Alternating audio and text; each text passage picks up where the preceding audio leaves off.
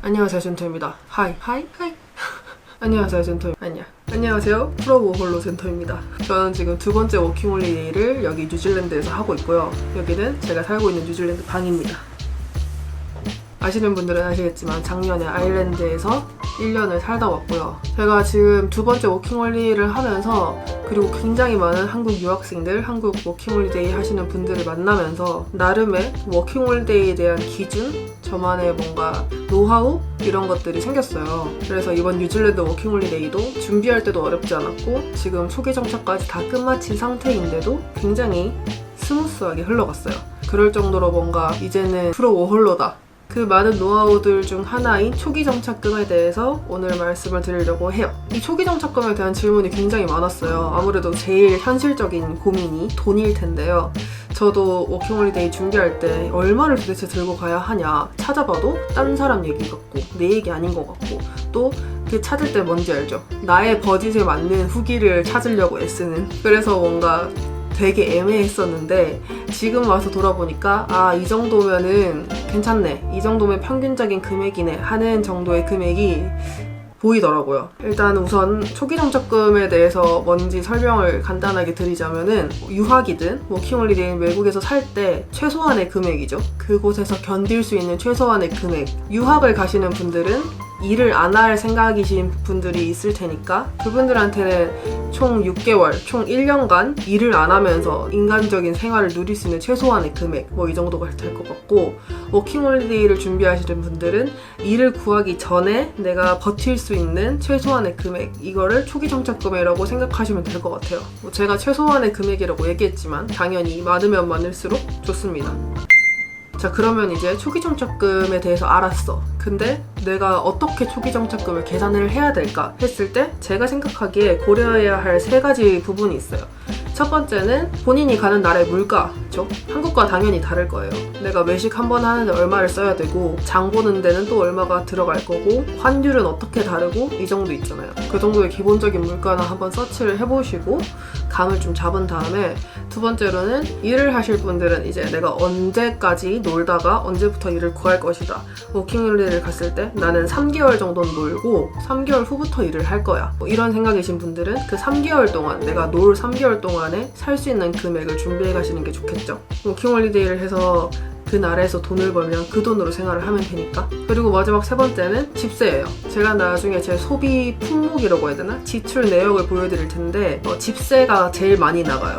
이것도 뭐 나라마다 조금 다를 수 있겠지만 제가 살았던 아일랜드 그리고 지금 살고 있는 뉴질랜드는 지출 내역 중에서 집세가 제일 많이 나갑니다. 반 정도 이상을 아마 집세로 나가는 것 같아요.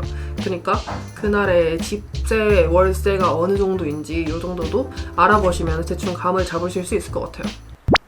그렇다면 과연 저는 뉴질랜드 워킹홀리데이 왔을 때 얼마를 들고 왔냐를 말씀드릴게요. 저는 500만 원을 들고 왔습니다. 생각보다 큰 금액인가요? 저한테는 은근히 큰 금액이었는데, 왜냐면 저는 작년 아일랜드 워킹홀리데이를 처음 갔을 때 그냥 워킹홀리데이가 뭔지도 몰랐고 아일랜드가 어디 붙어있는지도 잘 몰랐고 그냥 영어 쓴다고 해서 갔던 거예요. 돈을 모을 수 있는 시간도 부족했기 때문에 내가 그냥 수중에 있는 돈만 들고 날랐거든요. 뭐 어떻게든 되겠지 하면서. 그때 제가 가지고 있었던 돈이 한 100만 원 언저리였어요. 비행기랑 뭐 집세 이런 거 다 빼고. 근데 저는 그 100만 원을 가지고 갔을 때 마음은 내가 한국에서나 대학생이었을 때 한 달에 100만 원이면 생각보다 되게 큰 금액 있잖아요. 용돈 한 4, 50만 원 받았었는데 100만 원이면 사실 한 2달 정도는 살 수 있을 줄 알았어요. 근데 여기서 제가 저질렀던 문제점이 그 나라의 물가를 알아보지도 않았고 그 나라의 집세를 알아보지도 않았고 제가 언제 일을 할지 그런 생각도 아예 없었으니까 그냥 약간 막무가내로 갔던 것 같아요. 결론적으로 말하자면 굉장히 힘든 첫 한두 달을 보냈습니다. 그때 제 주변에 있었던 사람들은 알 텐데 돈이 없어서 외국인과 만날 수 있는 기회가 있음에도 불구하고 버스비가 없어가지고 못 나가고, 내가 지금 당장 밥을 사 먹을 돈이 없어가지고 친구 아르바이트 하는 가게 가가지고 얻어먹고 뭐 이랬었거든요. 좀 불쌍하게 살았었어요. 그래도 행복했지만, 물론 다 행복했지만 그 행복과는 별개로 또 현실적인 문제가 있었잖아요. 오히려 돈이 없으니까 빨리 일을 구해야 되는데 어떡하지 이거에 막 정신이 없어가지고 대충 아무 잡이나 빨리 하고 싶다 뭐 이런 생각. 하여튼 전체적으로 되게 허겁지겁한 그런 한 달을 보냈던 것 같아요. 결국에 저는 부모님한테 도움을 요청을 했었어요. 그 기억이 그렇게 좋게 남아있지는 않아가지고 내가 다음에 워킹홀리데이를 간다면 돈을 많이 들고 갈 거야 이런 생각을 가지고 있었거든요. 그래서 이번에 뉴질랜드 올 때도 돈을 한 500만 원 정도는 모으고 가야겠다 이렇게 해서 그렇게 왔습니다. 결론은 굉장히 여유로운 행복한 하루하루를 보내고 있고요. 그래서 이게 나만의 이야기인가 해서 다른 친구들한테 물어봤어요. 야, 초기정착금 얼마 정도면 괜찮다고 생각해? 물어보니까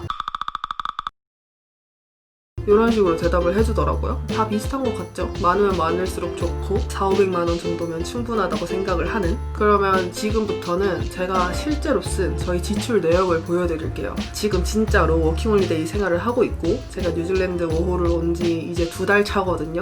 작년 한 달 그리고 지금 12월이 끝나가는 요 시점에 얼마를 썼는지 어디에 썼는지 그런 것들을 샅샅이 보여드릴 거예요. 여러분들이 감을 대충 잡으실 수 있게. 이 영상 찍으려고 제 지출 내역을 확인을 했는데 좀 깜짝 놀랐어요. 생각보다 많이 써가지고. 아유, 일단 안경을 좀 벗고. 일단 저는 좀 특이한 게 지금 은행이 3개가 있거든요. 한국은행하고 아일랜드 은행도 지금 쓰고 있고 뉴질랜드 은행도 만들었어요. 그러니까 3가지 다른 통화로 돈을 썼는데 한국 돈으로 총 얼마를 썼냐 보여드리면 11월 달에만 약 210만 원 정도를 썼습니다. 그렇게 크지 않나요? 별로 충격적이지 않나요? 저는 좀 충격적이었어요. 왜냐면 나 아일랜드 갈 때는 그 2달, 3달 버티겠다고 100만 원 들고 갔었는데 이 11월 한 달에 200만 원을 넘게 썼네.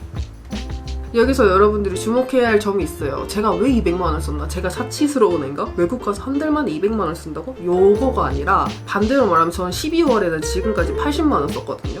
그러니까 첫 한 달에 지출이 되게 많다는 이야기를 하고 싶었어요. 첫 한 달 지출이 그 다음 달 지출보다 2배가 돼요. 왜냐면 첫 한 달에 진짜 할 게 많아요, 여러분. 집을 구해야 되고 보증금을 내야 되고 여기 외국 같은 경우에는 보증금을 한 달 월세 아니면 한 2~3주 월세를 보증금으로 내요. 한국처럼 막 엄청 크게 내진 않고.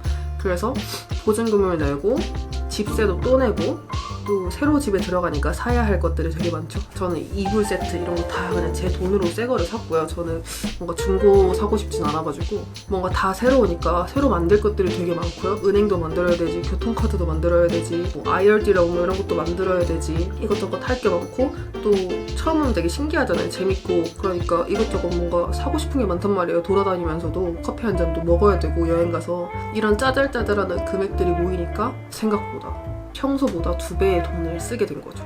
저는 뉴질랜드 워킹홀리데이 올 때 500만 원 들고 왔다고 했잖아요. 그래서 돈에 대한 걱정 없이 그냥 막 샀어요. 내가 쓸 수 있는 부분에.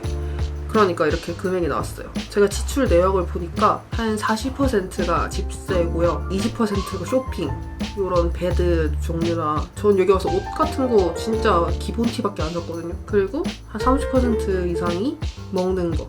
그리고 나머지가 새로운 사람들 만났을 때 돈 쓰는 거나 교통편. 은근히 또 아일랜드도 그랬잖아요. 뉴질랜드도 이 버스비가 굉장히 비싸요. 보여드릴게요. 제 지출 내역을. 12월 지출 내역을 보여드릴게요. 이번 달 지출 내역. 그러니까 내 삶이 안정되고 초기 정착 다 끝내서 지금 쓰는 돈이에요. 이거는 이렇게 되어 있어요. 분포가. 보시면은 음식이 많고 하우스홀드, 집세가 많고 그렇죠. 소셜 라이프, 친구들 만나야 되고. 그래서 이번 달에는 83만 8,046원을 썼네요. 대충 여러분 감이 잡히시나요? 총 종합해서 말씀드리면 첫 한 달의 지출 금액이 생각보다 크니까 그거를 감안하시는 게 좋고요. 초기 정착금을 계산할 때는 한 달에 최저 100만 원으로 계산을 하시면 좋겠다라는 게 저의 결론이에요. 제 지출 내역을 보시면 알겠지만 지금 12월 이 지금이 안정화된 후의 지출이에요. 지금까지 83만 원 썼잖아요. 그러면 아마 이번 달 끝날 때까지 한 100만 원에서 110만 원, 120만 원 이렇게 쓸 것 같아요. 그러니까 한 달 최소한 100만 원을 잡고 오시면은 그렇게 너무 힘들지도 않고 너무 막 부귀영화를 누리는 그런 생활도 아닌 그냥 적당한 일상적인 생활을 이어갈 수 있는 수준인 것 같고요. 더 많으면 당연히 더 좋겠죠. 여행도 많이 다니고 할 수 있으니까. 이거보다 조금 밑이다 하면은 삶이 조금 힘들어질 수 있어요. 일을 빨리 구해야 된다거나 뭐 이런. 그래서 초기정착금을 계산을 하실 때는 내가 최소 생활비를 한 달에 100만 원으로 잡고 난 3개월 뒤에 일을 할 거야 하시면은 300만 원 정도? 한 달만 일을 할 거야 하면 100에서 200만 원 정도? 이런 식으로 준비를 해오시면 될 것 같아요. 유학도 비슷한 것 같아요. 유학은 일을 안 하실 테니까 한 달에 100만 원 잡고 총 6개월 10개월 이런 식으로 여행을 안 간다는 전제 하에. 그러면 여기서 또 궁금한 게 있잖아요. 젠토님 그러면 500만 원 들고 오셨는데 지금 벌써 300만 원 쓰셨잖아요. 200만 원밖에 안 남으셨는데 일은 언제 구하실 거예요? 궁금증이 생기실 수 있는데 저는 놀랍게도 놀랍지는 않지만 저는 아직까지 통장에 한 500만 원 정도 있어요. 어이? 일도 안 하고 맨날 놀고 유튜브 조회수도 그렇게 높지도 않고 인생. 왜 돈이 있어요? 이렇게 물어보신다면은 뉴질랜드에서도 계속 아일랜드 워킹홀리데이를 하고 있었습니다. 이거에 대해서는 더 자세하게 다음 영상에서 알려드리도록 하겠습니다. 어떻게 뉴질랜드에서 아일랜드 워킹홀리데이를 하고 있었고 돈이 왜 계속 있는 거야. 그렇습니다. 여기까지가 저의 많은 워킹홀리데이 노하우들 중 하나인 초기정착금에 대한 이야기였고요. 이 내용에 대한 글을 제가 제 블로그에다가 이렇게 써놨어요. 좀 세게 적어놨는데 궁금하신 분들은 가서 확인하시면 될 것 같고요. 더 다양한 이야기들도 블로그에 계속 연재를 하고 있어요. 그러면 전 다음에 더 좋은 영상으로 찾아올게요. 안녕.